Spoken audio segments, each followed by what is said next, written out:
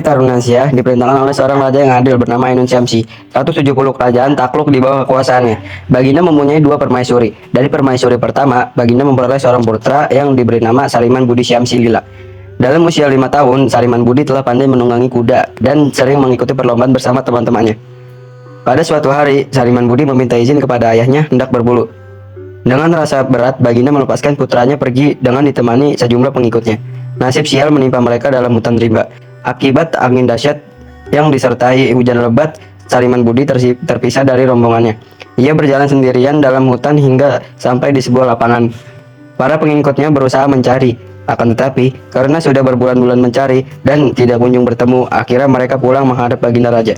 Alangkah sedihnya Baginda demi mendengar bahwa anaknya sudah menghilang. Baginda baru merasa tenang sesudah seorang ahli nujum memberitahukan bahwa Sariman Budi sedang bertapa di suatu tempat.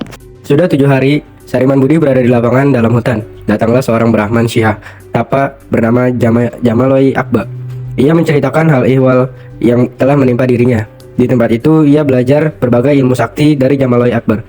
Ia dibekali seekor kuda sakti dan sabilah pedang berikut.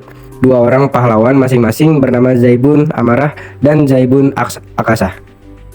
Sebutlah sebuah kerajaan besar di Kayangan bernama Kaumala Silan. Rajanya bernama Mambang Aksan yang sangat terkenal karena saktinya.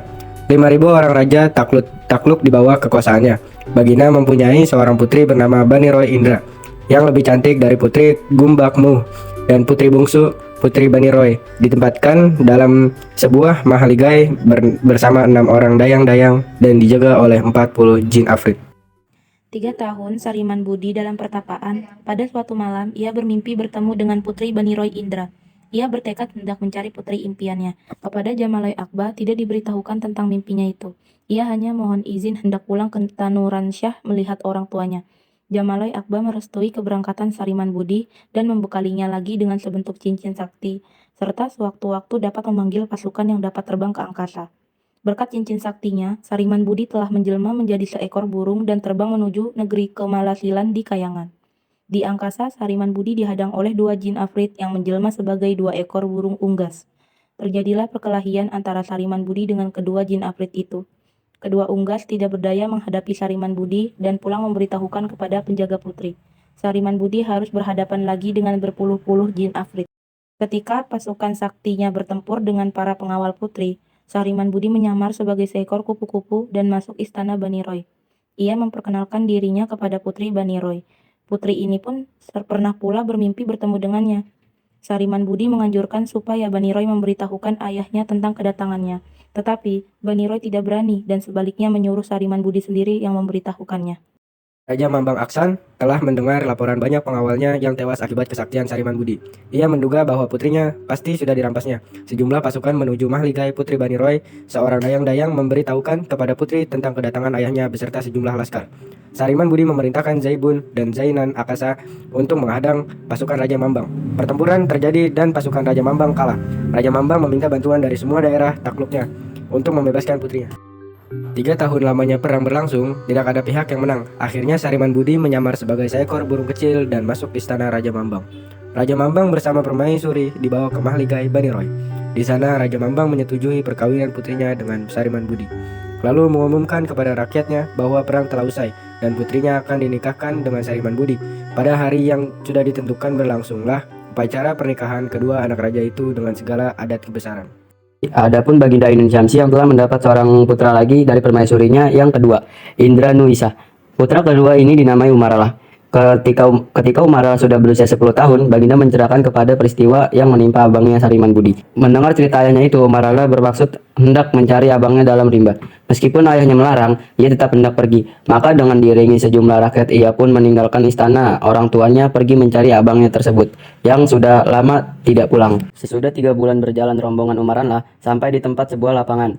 Di situ mereka beristirahat. Malam hari Umaranlah bermimpi seakan-akan seorang Bahran memberitahukan bahwa abangnya berada di negeri Kayangan. Sesuai dengan pesan Bahran, Umaranlah berangkat menuruti petunjuk mimpinya. Dalam perjalanan, ia bertemu dengan seorang syekh bernama Bernul Zibun. Umaranlah disuruh bertapa sebelum mencari abangnya.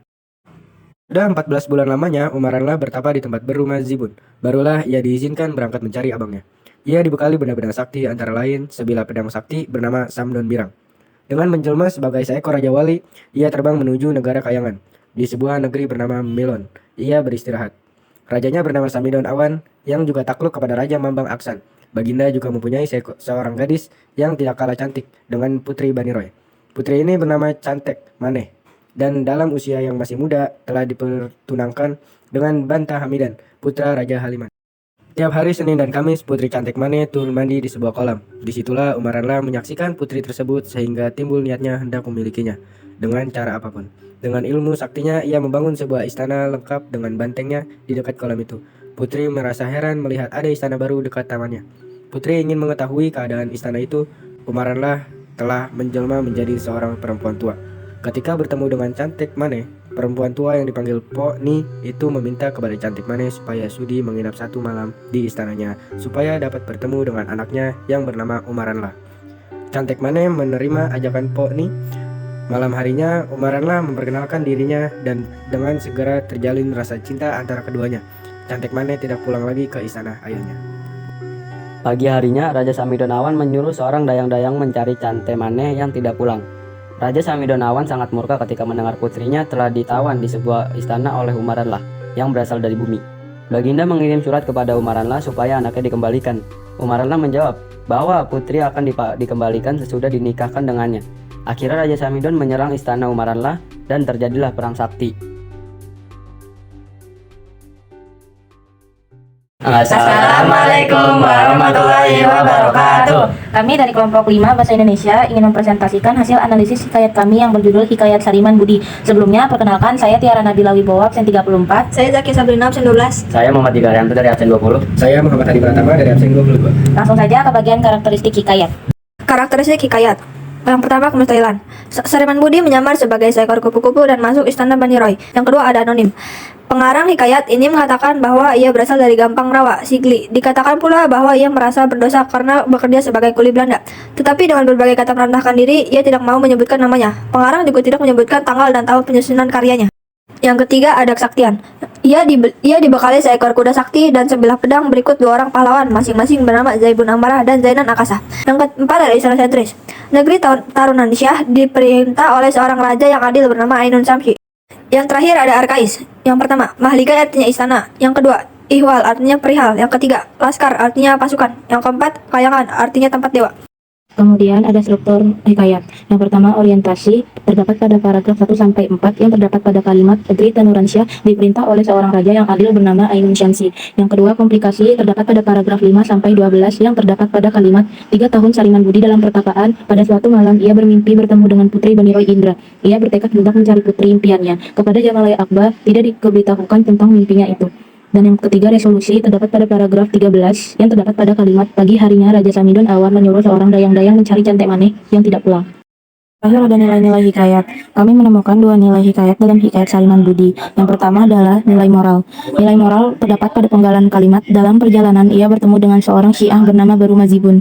Umaranlah disuruh bertapa sebelum mencari abangnya. Sesudah 14 bulan lamanya Umaranlah bertapa di tempat Baru Mazibun, barulah ia diizinkan berangkat mencari abangnya. Ia dibekali benda-benda sakti antara lain sebilah pedang sakti bernama Samdon Birang. Yang kedua, nilai budaya. Nilai budaya terdapat pada penggalan kalimat di sana Raja Mambang menyetujui perkawinan putrinya dengan Sariman Budi, lalu mengumumkan kepada rakyatnya bahwa perang telah usai dan putrinya akan dinikahkan dengan Sariman Budi. Pada hari yang sudah ditentukan berlangsunglah upacara pernikahan kedua anak raja itu dengan segala adat kebesaran.